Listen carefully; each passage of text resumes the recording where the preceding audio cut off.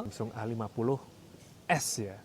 Lalu ada Samsung A52 yang nggak ada S-nya. Jangan lupa UI kameranya ya, itu jadul ya. Sedikit flashback beberapa tahun yang lalu dengan UI seperti itu cenderung netral, cenderung white balance-nya di tengah-tengah guys. Dan kerasa banget goyangannya ya. Ini udah mencoba diam ya. Wow, noise-nya kerasa sekali guys.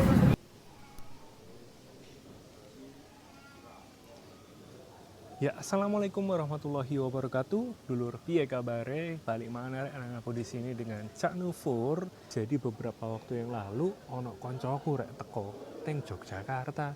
Lanjut suwira ngobrol toh, akhirnya ngobrol, HP ini didekek meja.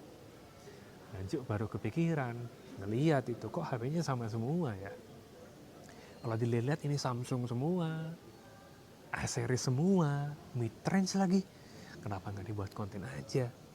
Ya udah akhirnya karena awalnya nggak niat buat konten, akhirnya dibuatlah konten ini yang kelihatannya akan jadi video yang singkat ya.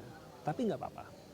Kenapa aku tertarik bahas ini? Karena sebenarnya mau lihat sebenarnya seberapa pengaruh sih bedanya untuk hasil kameranya. Sebenarnya lebih ke komparasi kamera ya, foto maupun video antara HP mid-range-nya Samsung A-series di 5 tahun lalu. Ada Samsung A50s ya. Lalu ada Samsung A52 yang nggak ada S-nya, jangan lupa. Sama A55 yang kupunya ini. Cara bahasa desain, itu ada perbedaan perubahannya sekitar setiap 2 tahun sekali. Kalau dilihat A50, desainnya ya seperti itu, A50, A50s. Hanya beda sedikit di A51, dia bump kameranya agak lebar sedikit. Sementara itu di A52 ini desainnya sama kayak A53 yang dulu aku punya. Bahkan juga sama dengan A72 ya, dengan A72. Dan A55 ini secara desain pun sama dengan A54. Jadi kemungkinan ya, prediksiku nanti akan berubah trennya di tahun depan, 2025 atau 2026 bahkan. Nah, kalau dilihat-lihat si A50s ini pakai triple setup, naik ke A52 pakai kuat ya, lalu balik lagi ke A55, kembali ke mode awal triple setup kamera. Sebenarnya gak begitu ngaruh sih, justru yang bikin kesel kenapa kok masih ada makro yang ada di sini yang gak akan pernah kepake. Jarang sih, bukan gak pernah kepake. Kita sempitin dulu nih fokusnya, jadi komparasi satu lensa aja, lensa utamanya lebih besar ya megapikselnya di A52, yaitu sebesar 64 megapiksel. Sementara di A50s masih 48. Nah, di 2024 ini A55 masih kembali ke 50. Jadi turun ya secara resolusi kamera. Tapi apakah menjamin? Nanti teman-teman bisa lihat. Oke, kalau kamera depan semuanya sama guys, 32 megapiksel. Ya, namanya HP 5 tahun lalu tentu One UI-nya masih ketinggalan jadul ya, mentok di 3.1. Makanya tampilannya di UI kameranya ya, itu jadul ya. Sedikit flashback beberapa tahun yang lalu dengan UI seperti itu nggak ada masalah. Tapi ngelihat sekarang rasanya kok kayak udah jadul gitu. Karena di A52 dan A55 ini sudah 6.1, jadi lebih fresh. Oke, langsung aja kita komparasi ketiga-tiganya. Ini mode formatnya adalah 1:1. Aku dapat kesimpulan bahwa karakter dari kamera Samsung A50s ini cenderung ke warm. Kalau yang A52 itu cenderung cold. Sementara di A55 cenderung netral, cenderung white balance-nya di tengah-tengah guys. Ini mengingatkanku akan karakter Samsung beberapa tahun ke belakang. Dia warnanya lebih nge-pop up, lebih nonjol saturasinya. Ya tadi lihat aja si Samsung A50s yang warnanya sangat-sangat ngejreng ya, kontrasnya juga tajam. Terus di A52 kok warnanya malah kebiru-biruan gitu. Padahal dari semua kameranya tak begitu atur untuk pengaturan yang gimana, pokoknya defaultnya seperti itu guys. Tapi kalau di A55 mungkin Samsung ngurangin ciri khasnya ya, jadi lebih terkesan netral, lebih flat gitu guys. Ini juga aku ngadain blindfold ya di Instagram, kok rasa-rasanya banyak yang suka kamera dari A50s. Apa karena mereka suka warm ya? Tapi kalau misalkan aku lihat dari suasana di lokasi dengan mataku ya, itu lebih cenderung ke A55 ya. Nggak terlalu kuning juga, nggak terlalu biru di lokasi ya. Tapi entah kenapa netizen suka yang karakter warm.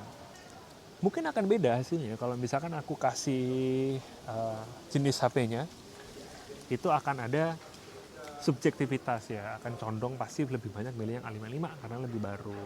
Tapi tadi, mata kita nggak bisa bohong guys, selera orang itu beda-beda. Jadi kebanyakan pada milih hasil dari A50s. Kamera depannya juga ya demikian, malah kerasa banget bedanya.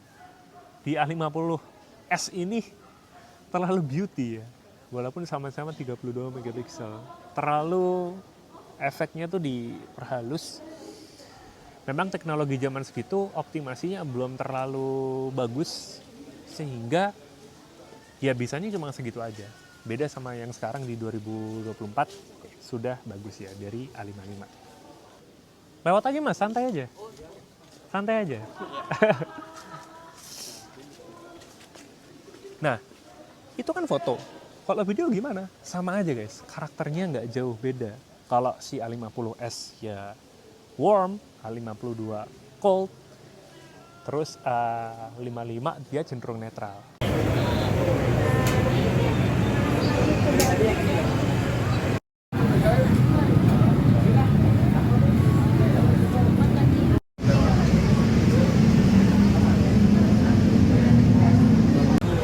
Ya ini A50s guys, kita coba zoom ya. Nah zoomnya dia cuma 4 kali aja guys, dan kerasa banget goyangannya ya. HP 6 tahun yang lalu guys. Ini udah mencoba diam ya, tetap goyang ini. Ya Samsung A52 guys, kondisi malam juga. Kita coba tes zoomnya di slide seperti ini. Wow, noise-nya keras sekali guys. 10 kali zoom juga bisa. Noise-nya tapi kerasa banget.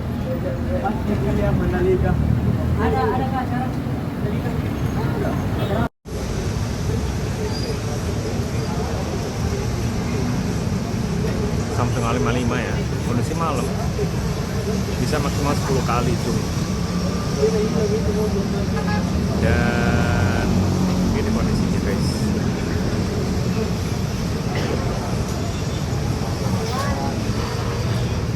Ya 10 kali zoom ya. Tuh lihat detailnya tuh.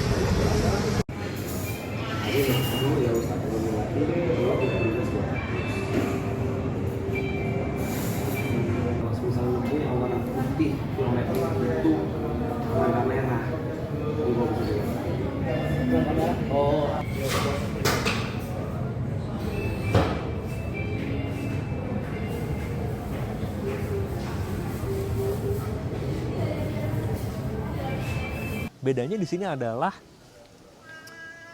ini viewing angle-nya guys. Kalau teman-teman perhatikan di A50s ini dia lebar. Semuanya pakai lensa 1 kali, tapi viewing angle-nya lebih luas. Nah, setelah aku perhatiin, kenapa ya bisa begini ya? Ternyata di A52 sama di A50s itu ada OIS guys. Memang kecenderungannya untuk di crop sedikit supaya stabil. Tapi ya tadi, kita bisa dapetin hasil yang nggak shaky atau blur, tapi gambarnya di crop sedikit.